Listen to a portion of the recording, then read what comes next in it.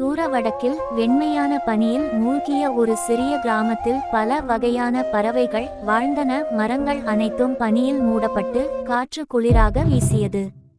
அந்த கிராமத்தில் சின்ன புறா, மஞ்சள் குருவி, காகம் மற்றும் ஒரு வயதான அன்னம் வாழ்ந்தனர்.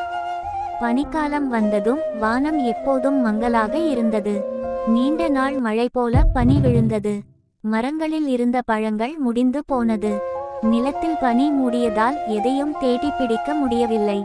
ஐயோ, இப்படி இருந்தால் நம்மால் உணவு தேட முடியாது என்றது மஞ்சள் குருவி துடித்துக் கொண்டு. ஆம், பனிக்காலம் வரும்போது நம்மை எப்போதும் சிரமப்படுத்தும் என்றது காகம்.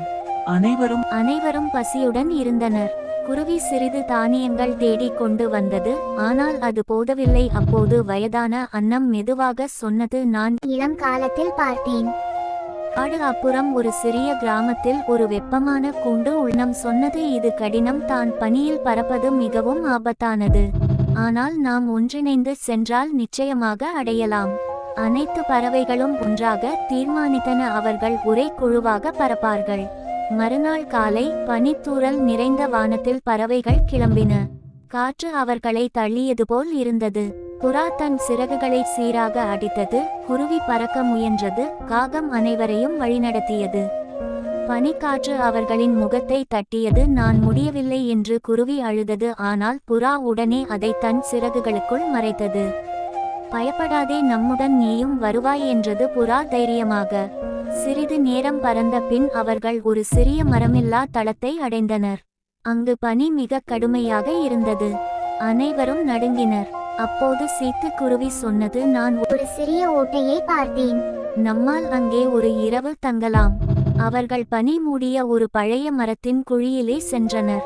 அந்த குழியில் வெப்பம் இல்லாவிட்டாலும் அவர்கள் ஒருவரை ஒருவர் நெருக்கமாக கட்டி பிடித்து கொண்டு அன்றைய இரவை கடத்தினர். அடுத்த நாள் புயல் இன்னும் கடுமையாக இருந்தது. காற்று கூச்சலிட்டது. பனி சுழலியது. காகம் வழிகாட்ட முயன்றது. ஆனால் எதையும் பார்க்க முடியவில்லை.